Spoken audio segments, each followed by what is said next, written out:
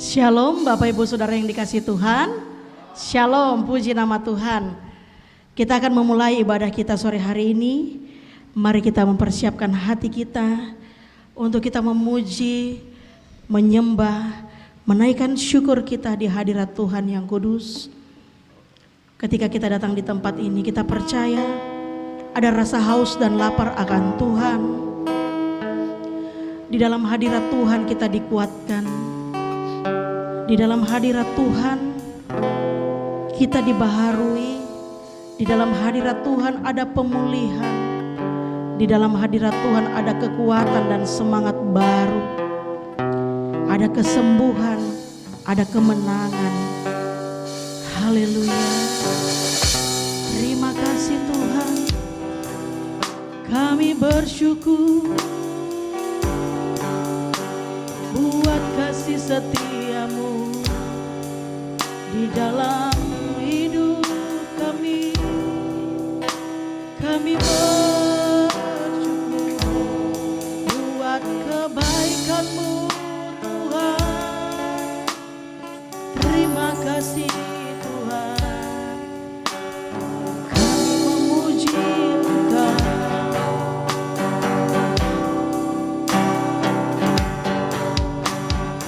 Naikkan syukur padamu Yesus, sembah sujud kepadamu Tuhan, di hadapan tata kemuliaan-Mu, Ku tinggikan, Ku agungkan selamanya. Kami naikkan syukur kami bagimu Tuhan. Naikkan syukur padamu Yesus, sembah sujud kepadamu Tuhan, di hadapan tata kemuliaan-Mu, Ku tinggikan, Ku agungkan selamanya. Segala puji syukur bagimu, Ku tinggikan namamu selalu. Kemuliaan hanya bagimu. Terpujilah namamu.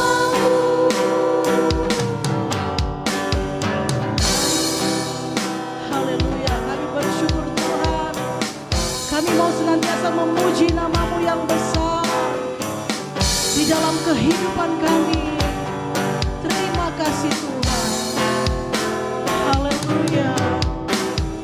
Naikkan syukur padamu Yesus, Ku sembah sujud kepadamu Tuhan, di hadapan tata kemuliaan-Mu, Ku tinggikan, Ku agungkan selamanya. Segala puji syukur bagimu Tuhan. Segala puji syukur bagimu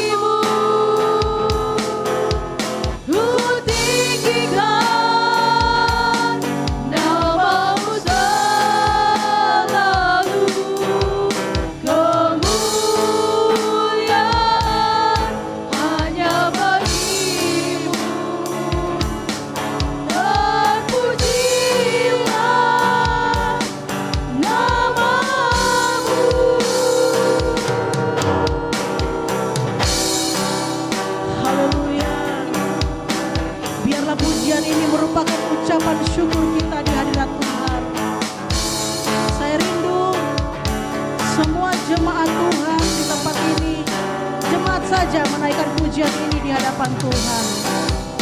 Haleluya. Terima kasih Tuhan. Haleluya. Glory, haleluya. Yes, jemaat Tuhan saja menyanyi pujian ini. Haleluya. Terima kasih Tuhan. Kami bersyukur buat kasih setiamu. Kami memuji kebesaran-Mu di tempat ini Tuhan. Haleluya. Glory, haleluya. Syukur bagi kasih setiamu. Engkau Bapa yang kekal, Engkau Raja yang mulia, kami menyembah Engkau.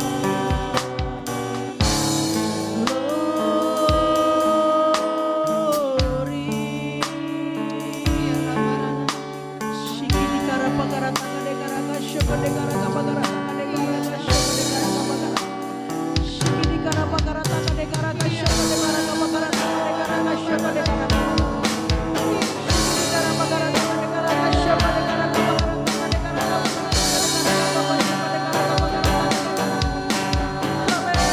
Haleluya. Kami bersyukur Tuhan buat kemuliaan-Mu, buat kebaikan-Mu Tuhan. Terima kasih Tuhan Yesus, terima kasih Bapa. Terima kasih Tuhan. Terima kasih buat setiap pertolongan Tuhan yang dinyatakan bagi kami. Haleluya, haleluya, haleluya, haleluya. Haleluya, haleluya, haleluya, haleluya, haleluya. Sikini kara pakara tanga dekara kata pashe dekara pakara tanga dekara kata pashe dekara pakara tanga dekara kata pashe dekara pakara. Sikini kara pakara tanga dekara kata pashe dekara pakara tanga dekara pakara tanga dekara kata pashe dekara. Sikini kara pakara tanga dekara kasho dekara kata. Mari naikkan pujian syukur bagi Tuhan. Mari memuji kebesaran-Nya. Dia hadir di tempat ini. Tuhan hadir di tempat ini melawat setiap kita. Shikti kara pakara tanga dekara kata pashe dekara pakara tanga dekara pakara tanga dekara kata pashe. Shikti kara pakara tanga dekara pakara tanga dekara kata pashe dekara pakara tanga dekara. Shikti kara pakara tanga dekara kata pashe dekara pakara tanga dekara. Hati kami memuliakan dengan ucapan syukur. Hati kami melimpahkan ucapan syukur Tuhan. Shikti kara pakara tanga dekara kata pashe dekara pakara tanga dekara kata pashe dekara pakara tanga dekara kata. Shikti kara pakara tanga dekara kata pashe dekara pakara tanga dekara kata dekara pakara tanga dekara kata. Engkau hadir Tuhan. Engkau lawat setiap kami Tuhan. Shikti kara pakara tanga dekara kata pashe dekara pakara tanga dekara kata pashe dekara pakara tanga dekara pakara tanga dekara.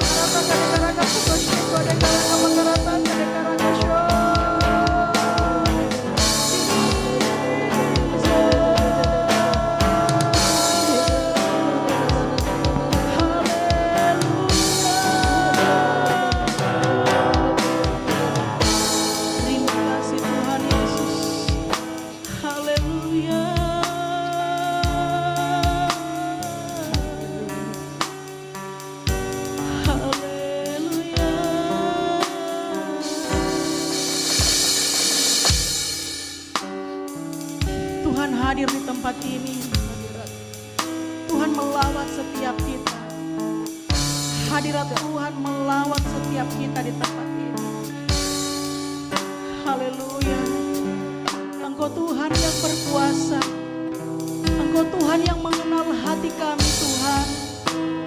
Engkau yang mengenal kehidupan kami Tuhan. Haleluya Tuhan Yesus. Haleluya. Haleluya. Kami bersyukur kepadamu Tuhan. Haleluya. Nyanyi pujian bagimu Tuhan, pujian bagimu Tuhan, namamu besar dan layak dipuji. Ku agungkan namamu Tuhan, ku agungkan namamu Tuhan, agung namamu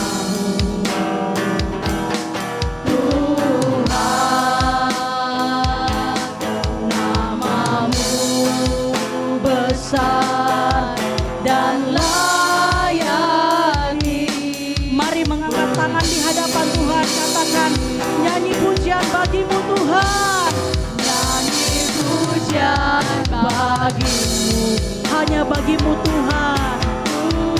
Tuhan, pujian bagimu Tuhan,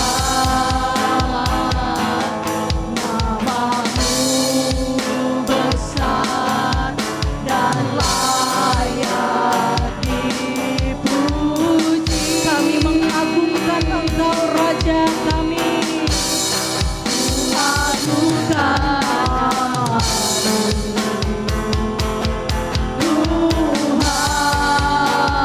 agung Tuhan, namamu besar dan layak dipuji. Jemaat Tuhan saja katakan nyanyi pujian bagimu Tuhan, nyanyi pujian bagimu Tuhan. Amin. Pujian bagimu. Yes Tuhan. Tuhan, namamu besar dan layak dipuji. Kami agungkan Engkau Tuhan.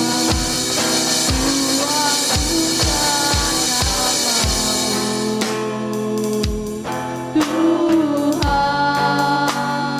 agung Tuhan, namamu yes besar dan layak. Mari kita mengangkat tangan di hadapan Tuhan, sama-sama katakan nyanyi pujian, nyanyi pujian bagimu. Haleluya Tuhan, semuanya bagi Tuhan. Pujian bagimu Tuhan, namamu besar dan layak dipuji.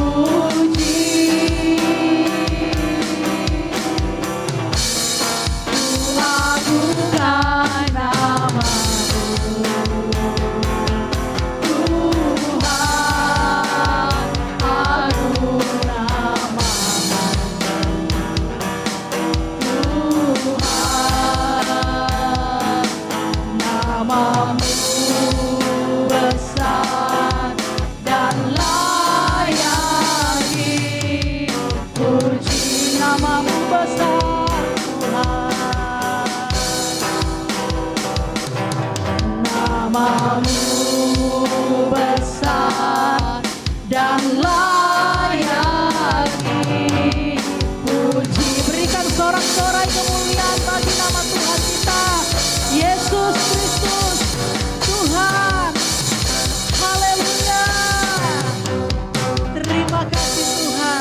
Terima kasih Tuhan. Kami percaya Engkau hadir di tengah kami Tuhan. Engkau melawat setiap kami Tuhan. Kami mau lebih lagi memuji bersorak bagi nama Tuhan. Kami percaya ibadah kami dari awal sampai selesainya Tuhan yang mengurapi setiap kami. Di dalam nama Tuhan Yesus kita yang siap bersorak bagi Tuhan sama-sama katakan amin. Saya undang kita semuanya boleh bangkit berdiri di hadapan Tuhan. Kita bersorak-sorai bagi Tuhan kita. Serukan namanya Yesus Tuhan Raja kita. Amin. Tuhanku maha besar, Tuhanku maha kuasa, Raja segala raja.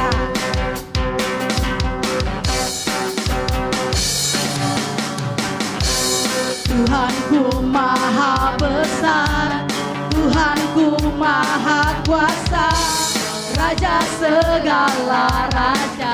Dia takkan tergoyahkan, Dia takkan tergoyahkan, Dia takkan terkalahkan.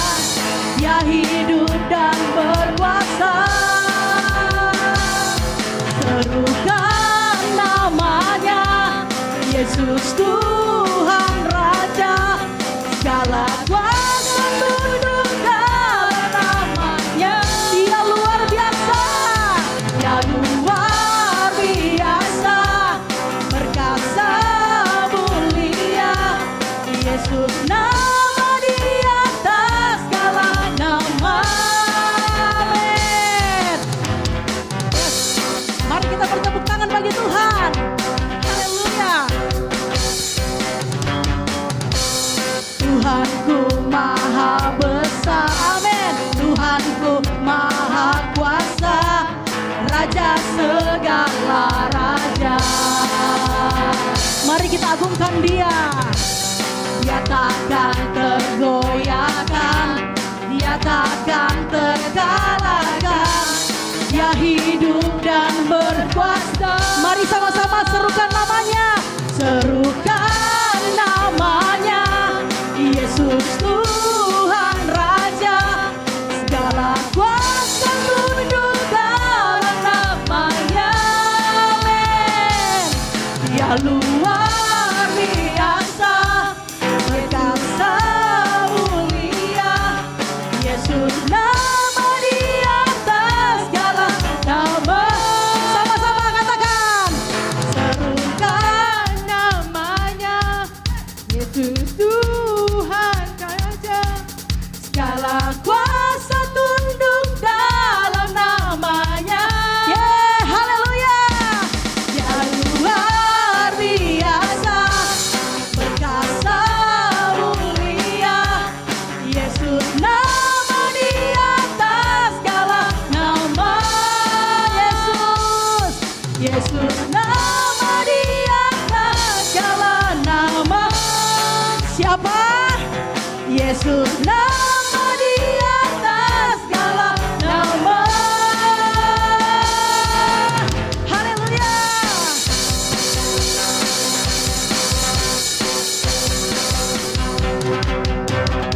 Haleluya, puji nama Tuhan. Saya persilakan kita duduk kembali dalam hadirat Tuhan. Haleluya Tuhan. Terima kasih Tuhan Yesus buat kekuatan baru, semangat baru. Kami percaya Tuhan Yesus setiap rancangan Tuhan tidak ada yang pernah gagal dalam kehidupan kami.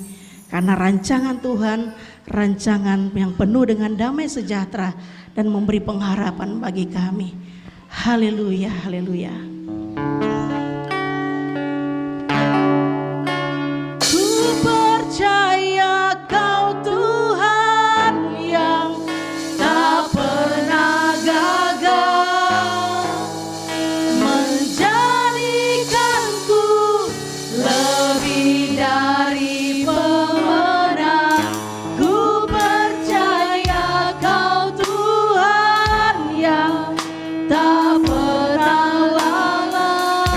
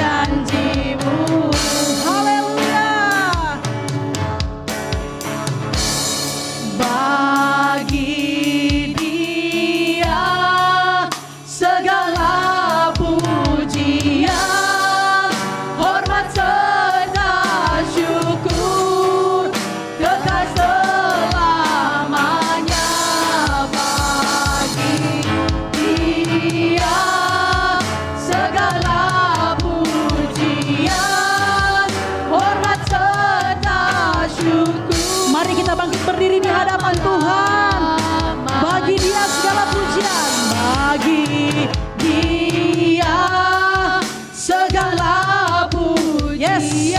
Terima kasih Tuhan. Bagimulah segala pujian, hormat, syukur, kekal kepada Bapaknya. Bagi Dia segala pujian, hormat serta syukur selama-lamanya. Bagi Dia segala pujian, hormat serta syukur kekal selamanya. Amin. Bagi Dialah segala pujian. Yes. Segala pujian, hormat serta syukur selama-lamanya. Selama-lamanya.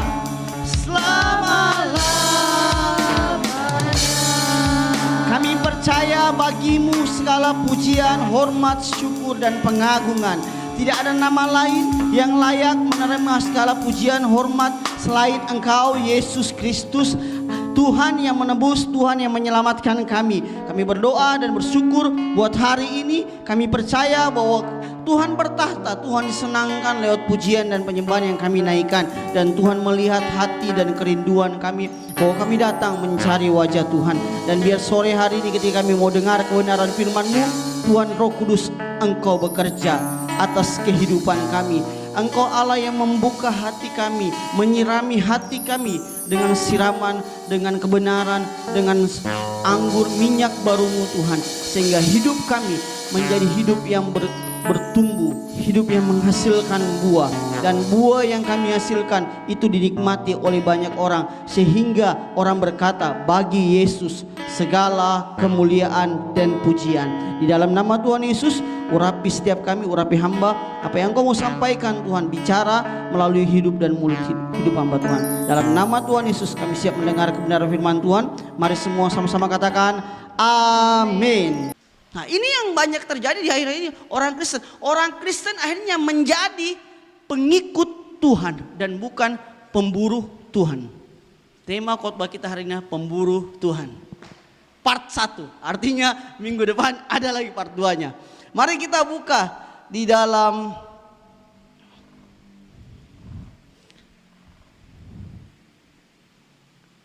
Markus 5 ayat yang ke-25. Kita baca bergantian sampai ayat yang ke-33. Saya baca ayat yang ganjil, Bapak Ibu ayat yang genap. Markus 5 ayat yang ke-25. Yang sudah dapat boleh katakan amin. Dikatakan, adalah di situ seorang perempuan yang sudah 12 tahun lamanya menderita pendarahan.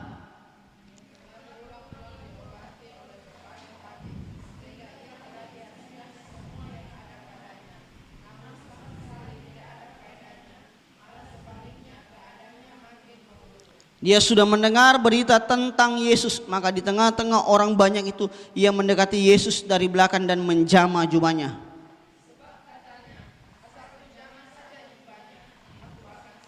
Seketika itu juga berhentilah pendarahannya dan ia merasa bahwa badannya sudah sembuh dari penyakitnya.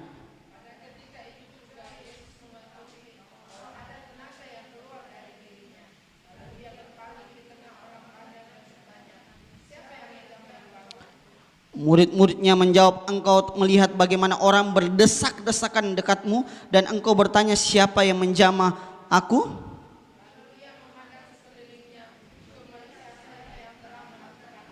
Perempuan itu yang menjadi takut dan gemetar ketika mengetahui apa yang telah terjadi atas dirinya, tampil dan tersungkur di depan Yesus dan dengan tulus memberitahukan segala sesuatu kepadanya. Bapak Ibu, cukup. Bapak Ibu, apa yang kita pelajari di sini? Kalau Bapak Ibu temukan, baca ayat ini, renungkan, kira-kira apa yang Bapak Ibu pelajari? Perempuan 12 tahun pendarahan, menghabiskan uang,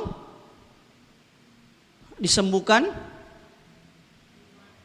iman, apa yang kita pelajari?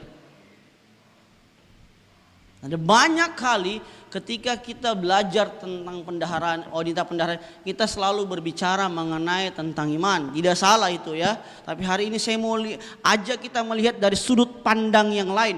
Bagaimana harusnya posisi orang Kristen ketika melihat kisah ini. Jadi kita menemukan bahwa di kejadian waktu Yesus sedang dijamah oleh wanita pendaharaan itu ada banyak orang yang mengikuti Yesus. Bapak Ibu, saya kasih tahu buat laki-laki yang belum menikah, Hendra, ya kan, bahwa wanita yang haid itu mempunyai kekuatan emosi lebih tinggi daripada biasanya, tidak stabil. Tapi dia juga mempunyai kekuatan fisik yang sedang drop, ya kan? Nah, itu haid sebulan sekali yang cuma berlangsung 3 hari atau 4 hari. Tapi di sini dikatakan 12 tahun pendarahan. Bapak Ibu, kalau 12 tahun pendarahan itu pasti pucat pasif kayak vampir, lemas, letih, lesu. Bahkan tidak cukup di situ. Dikatakan begini, bahwa uangnya habis, dia sudah berobat kemana-mana sampai semuanya habis. Artinya apa? Secara fisik dia drop, secara mental dia drop, secara iman dia drop. Untuk dia mau mempercayai Tuhan itu sesuatu yang mustahil. 12 tahun pendarahan, ya kan? Kita baru susah sedikit aja, kita teriak, di mana Tuhan?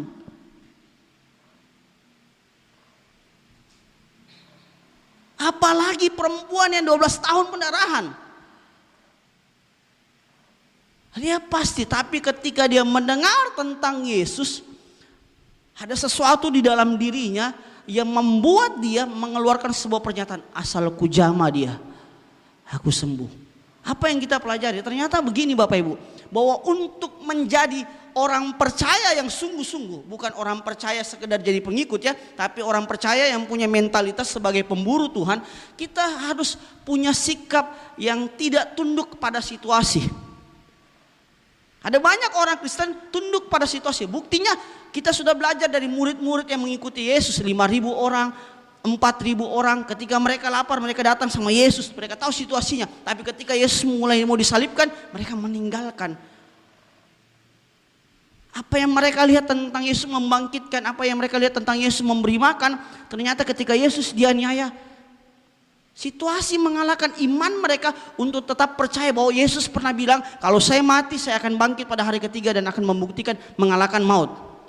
Ternyata pernyataan Yesus itu tidak tembus dalam hidupnya. Bahkan saya punya pandangan bahwa mereka cuma sekedar mau isi perutnya saja. Mereka cuma mau lihat kesembuhannya saja. Bahkan kalau kita baca cerita ada orang kusta, 10 orang yang disembuhkan, yang kembali cuma 1.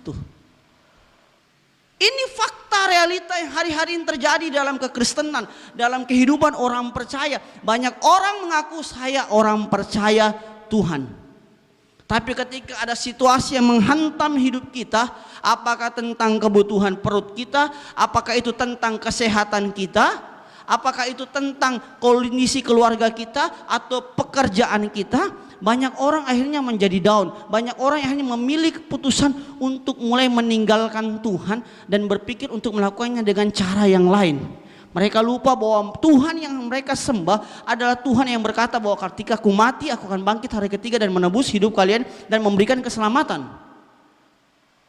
Banyak orang kita tidak sadari kejadian hal ini.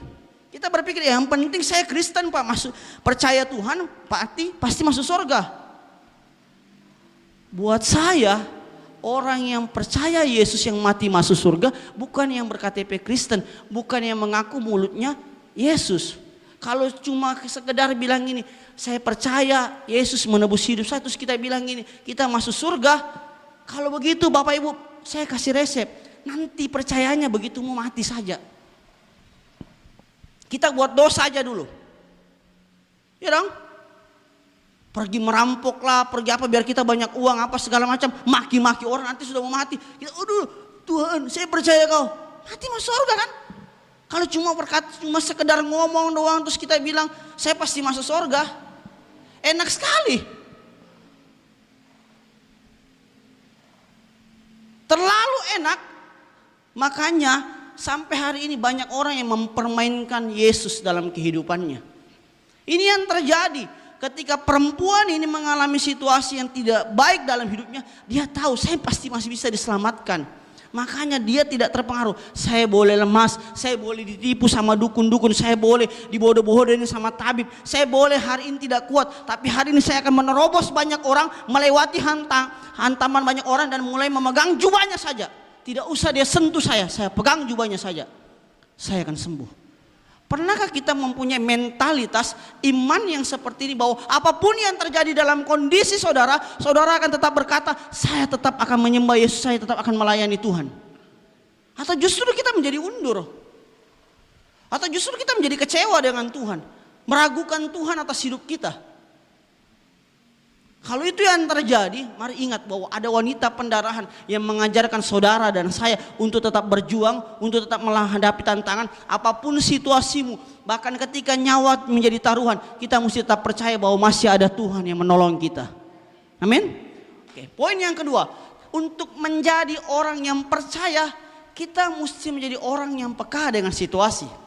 Kenapa? Kalau kita baca tadi dikatakan gini, perkataan murid, waktu Yesus bilang gini, siapa yang pegang jubahku? Murid-muridnya bilang apa? Banyak orang sini. Orang yang tidur, makan dengan Yesus, berjalan dengan Yesus, melihat dengan Yesus, ternyata tidak mengenal Tuhannya, tidak menyadari bahwa ada kuasa yang keluar. Dia sampai bilang begini, dia bahkan sendiri meragukan apa yang Tuhan katakan. Orang banyak, Tuhan dari mana kau tahu? Ini yang terjadi orang percaya. Banyak di antara kita, bahkan saya pun juga pernah mengalami, ketika Tuhan mau mengizinkan sesuatu terjadi, kita disuruh belajar, kita nggak peka dengan situasi itu. Kita menganggap ini sebagai sebuah hukuman, kita menganggap ini sebagai sebuah ujian, atau kita menganggap ini sebagai sesuatu yang ya biasa aja. Bukan maksud Tuhan untuk bicara buat saya, gitu kan? Kita perlu memiliki sensitivitas tentang apa yang Tuhan mau kerjakan atas kehidupan kita, supaya kita mengetahui bahwa kita termasuk orang yang percaya atau cuma sekedar orang yang mengikut Yesus. Karena kalau saudara dan saya tidak punya kepekaan terhadap apa yang Tuhan mau buat atas kehidupan kita, maka kita masih kategori pengikut. Bukan orang yang memburu Tuhan, bukan yang menempatkan Tuhan tinggal dalam kehidupan kita dan kita tinggal di dalam Tuhan. Karena hanya orang yang tinggal di dalam Tuhan dan Tuhan tinggal di dalamnya, yang mengerti, yang tahu situasi yang Tuhan mau dan kehendaki terjadi dalam kehidupannya. Ya. Kalau cuma ngikut-ngikut jadi kayak muridnya, mengikut aja. Begitu Tuhan bilang apa? Dia sendiri meragukan. Dia sendiri meragukan. Ini sesuatu yang kelihatannya biasa, tapi saya mau bilang, yang begini-begini ini yang menjadi pondasi, yang menjadi ancaman, menjadi perangkap buat kita untuk suatu hari kita akan jatuh. Faktanya apa? Waktu itu terjadi, saya percaya itu sebuah menjadi titik celah untuk mereka jatuh. Makanya tidak heran waktu Yesus disalibkan, waktu Yesus dianiaya, mereka kemudian meninggalkan Yesus. Karena mereka tidak ngerti situasi, mereka tidak peka tentang apa yang Tuhan mau kerjakan atas kehidupan mereka. Kalau kita nggak peka dengan apa yang Tuhan mau dan apa yang Tuhan suruh atas hidup kita, maka cepat atau lambat tinggal menunggu waktu saudara dan saya akan jatuh. Saudara dan saya akan meninggalkan Tuhan. Saudara dan saya bisa menjadi kecewa dengan Tuhan. Kenapa? Karena kita nggak punya sensitivitas tentang apa yang Tuhan mau atas hidup kita. Kita nggak pernah mau mengerti tentang rencana Tuhan atas kehidupan kita. Yang kita mau, Tuhan mengerti rencana hidupku, bukan kita mengerti tentang rencana Tuhan. Jadi kalau mental kita, mental yang mau Tuhan mengerti rencana kita, bukan mengerti rencana Tuhan, kita termasuk golongan adalah pengikut-pengikut Tuhan, yang suatu hari cepat atau lambat akan meninggalkan Tuhan karena situasi yang tidak bisa kita kuasai.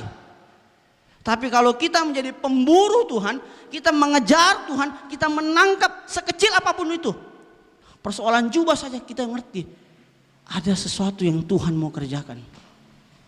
Ada sesuatu yang dahsyat yang Tuhan mau buat. Jadi mungkin hal-hal yang kecil terjadi dalam kehidupan kita, kita langsung bisa nangkap, oh ini pasti rencana Tuhan. Mungkin kita jatuh di got, mungkin oh iya bersyukur.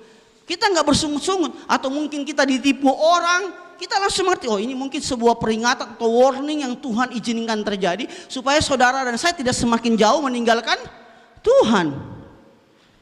Kalau ada sesuatu yang terjadi terus kita anggap itu sebagai sebuah hukuman atau itu sebagai sesuatu yang biasa aja, namanya orang manusia bikin salah. Enggak. Kadangkala Tuhan izinkan sesuatu yang kecil terjadi dalam kehidupan saudara dan saya, supaya saudara dan saya mengetahui bahwa itulah peringatan yang Tuhan mau kasih buat kita, supaya kita tidak meninggalkan Tuhan, supaya kita tidak semakin jauh dari Tuhan. Tapi seringkali ketika peringatan atau teguran itu datang, kita meragukan Tuhan, kita tidak mempercayai Tuhan. Ini yang membuat kita masuk dalam golongan pengikut. Makanya kita nggak bisa ngalami mujizat seperti yang perempuan alami ketika semua orang bilang kamu nggak akan sembuh, kamu tinggal menunggu mati saja karena kamu sudah 12 tahun pendarahan. Wanita itu berkata, asal kujamah saya mengalami kesembuhan. Kenapa? Wanita ini tahu betul bahwa untuk mengalami mujizat itu bukan hanya persoalan sekedar iman yang diukur lewat apa yang bisa dinikmati. Pengertiannya begini. Kalau menurut saudara dan saya, iman itu tentang sesuatu yang bisa dihitung atau dinilai, maka kita punya pengertian iman yang sangat dangkal. Contoh, orang sering bilang begini, saya juga ngalami, tapi setelah saya mendengar pengajaran ini, saya belajar, saya menemukan ini sesuatu pelajaran yang luar biasa tentang iman. Banyak kali kita berpikir bahwa iman itu tentang sesuatu yang kita mau dapatkan. Misalnya gini, saya beriman Tuhan, semoga ruko ini menjadi milik gereja. Ruko ini, satu ruko ini, saya beriman. Kira-kira setelah ruko ini kita dapatkan misalnya, kemudian jemaat tambah banyak, nggak muat kan? Mesti tambah lagi. Artinya ketika tambah lagi, saudara akan berkata, saya beriman lagi. Bapak Ibu, iman itu bukan tentang sesuatu yang bisa diukur. Kenapa? Karena bisa saja ketika tidak tercapai ini gagal, terus kita bilang ini, saya kurang iman. Ketika apa yang kita imani tidak terjadi, kita mungkin saya kurang iman. Apakah iman yang seperti itu? Sekali lagi, iman itu bukan tentang sesuatu nilai atau sesuatu yang kita harapkan yang bisa diukur oleh matematika atau yang bisa kita atau mungkin kita bilang iman itu sesuatu yang nanti saya dapatkan baru itu disebut beriman, ketika saya tidak dapatkan itu tidak disebut beriman. Enggak, iman itu adalah sesuatu yang dimana saudara dan saya mengerti bagaimana kuasa Tuhan itu bekerja atas kehidupan kita. Perempuan ini mempunyai pondasi iman yang benar, bahwa dia mengerti bahwa ini bukan persoalan saya sembuh. Ini persoalan bagaimana saya percaya bahwa Yesus adalah Allah yang berkuasa.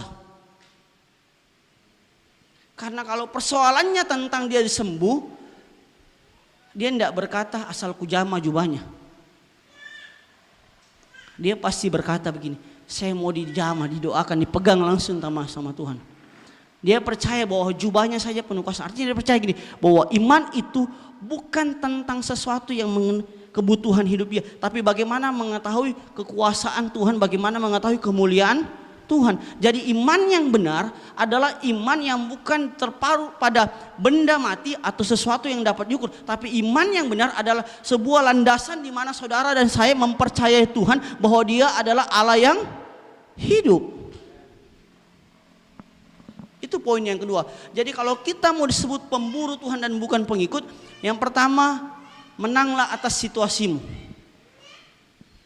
atas lingkunganmu, atas apapun yang terjadi. Jangan pernah mau dikalahkan, jangan pernah mau diintimidasi, jangan pernah mundur. Orang lain mau halangi, enggak apa-apa kau halangi saya akan tetap berusaha melayani Tuhan. Enggak apa-apa kau batasi saya akan tetap melayani Tuhan.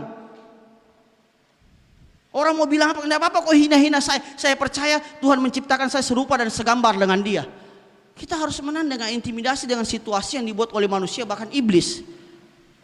Kita harus menang di situ. Yang kedua, kita harus punya kepekaan tentang apa yang Tuhan mau lakukan dan kerjakan atas kehidupan kita. Bagaimana caranya melatih kepekaan ini?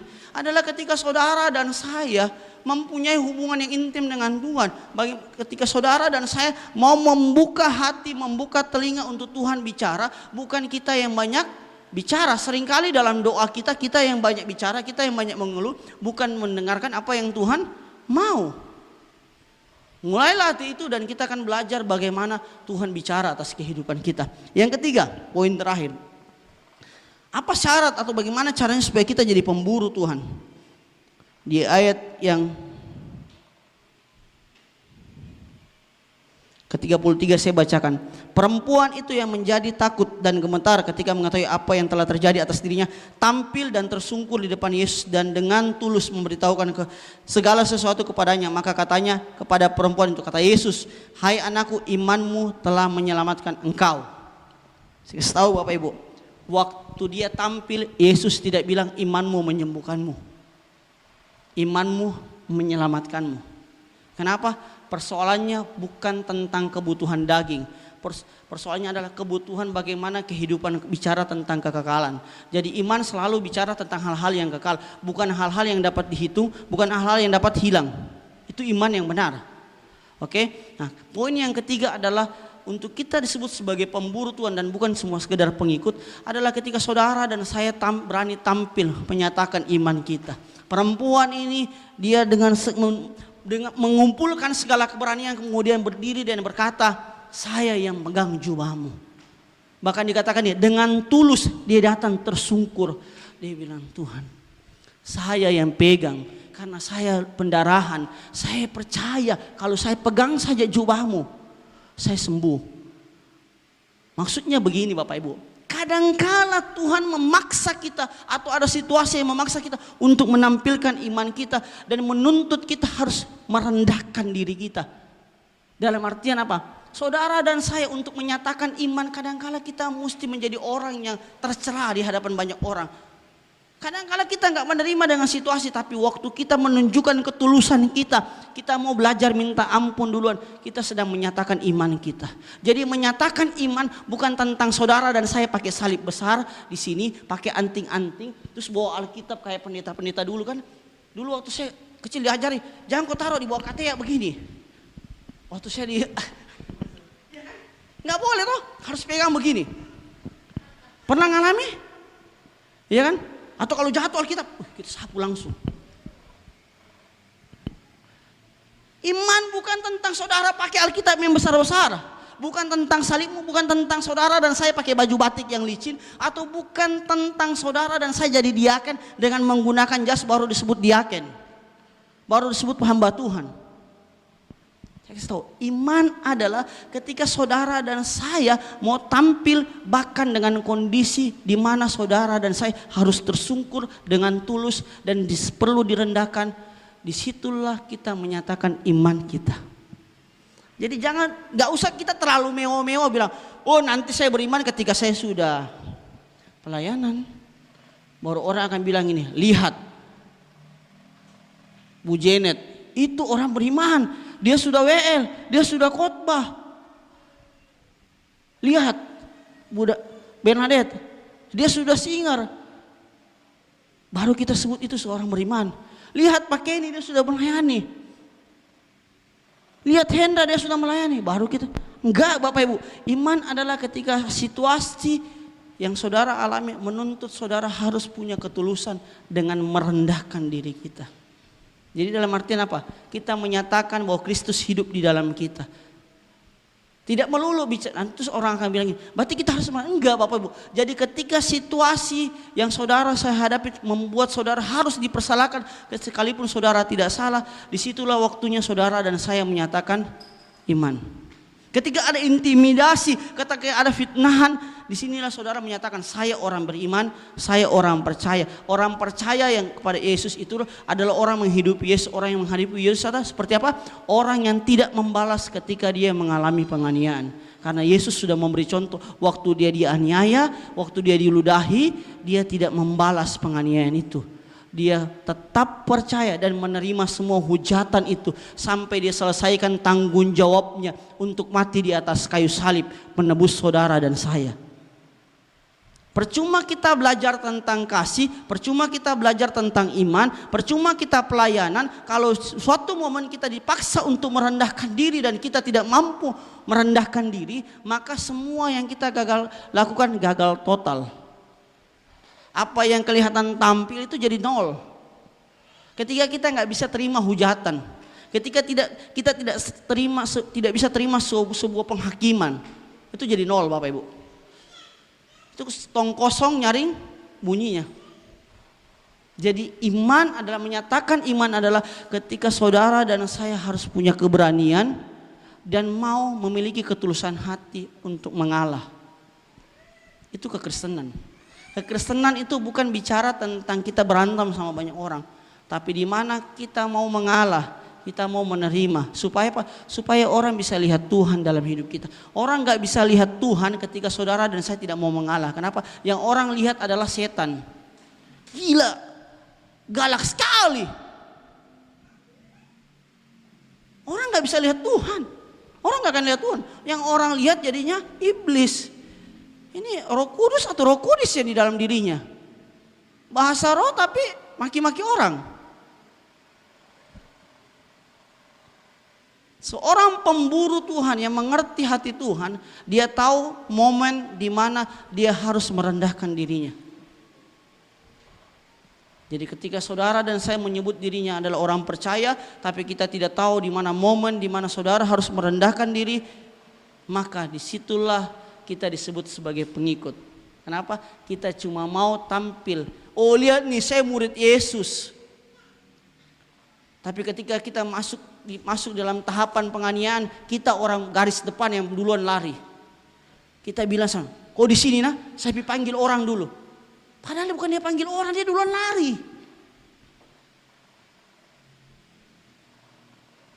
Tapi ketika kita mau merendahkan diri kita, kita menunjukkan Tuhan ada dalam hidup saya. Amin. Jadi mari jadilah pengikut Kristus yang bukan sekedar mengikuti Tuhan, tapi ketika ada situasi kita meninggalkan Tuhan.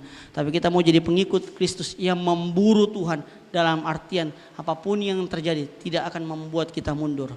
Seorang pemenang lomba lari, dia tidak akan pernah menjadi juara ketika menghadap dalam masa persiapan untuk mengikuti olimpiade. Dia mau latihan, dia lagi nih hujan, nanti sudah latihan takut flu. Kalau flu nanti tidak bisa ikut lomba. Dia kemudian tidak latihan. Dia diam tidur aja di rumahnya. Padahal latihan tidak harus menunggu. Kalau hujan di luar kan bisa latihan di dalam ruangan. Seorang pemburu Tuhan atau seorang juara, dia akan selalu menemukan cara untuk mengatasi situasi yang dia hadapinya. Jadi sekali lagi seorang pemenang lomba lari itu dia akan terus melatih dirinya. Mau lagi hujan kah, mau lagi panas, dia akan selalu menemukan cara untuk berlatih supaya dia bisa memenangkan pertandingan itu. Dia akan terus berjuang. Sekalipun orang mungkin bilang sama dia, kau nggak akan bisa menang karena kau kakimu tidak panjang. Dia akan terus berjuang. Kenapa? Dia tahu bahwa saya menang bukan karena perkataan orang, tapi bagaimana saya mengalahkan diri saya duluan. Kalau saudara dan saya tidak bisa mengalahkan dirimu, maka saudara dan saya tidak bisa mengalahkan situasi yang kita hadapi. Amin. Mari tundukkan kepala kita, kita mau berdoa.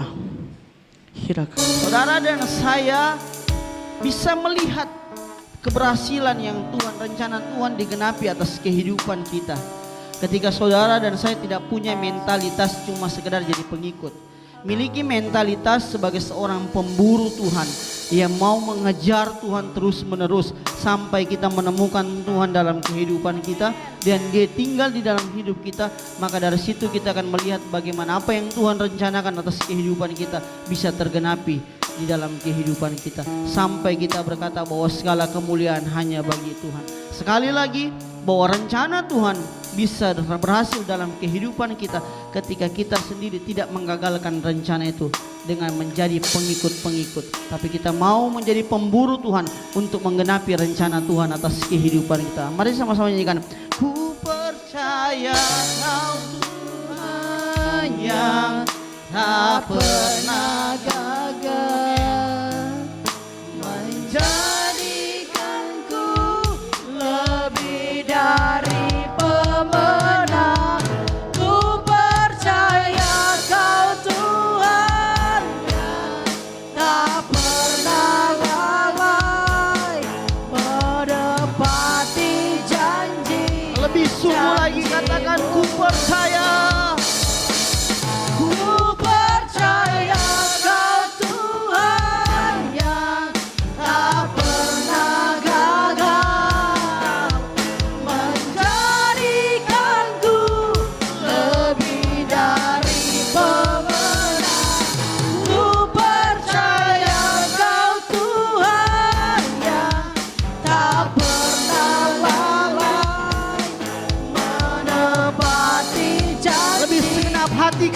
Tuhan, ku percaya.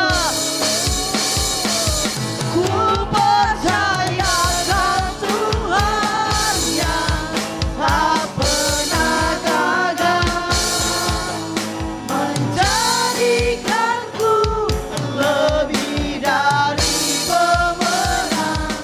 Ku percaya kan Tuhan yang tak pernah lalai menepati janji-janjimu. Pada semuanya, hira papa pase,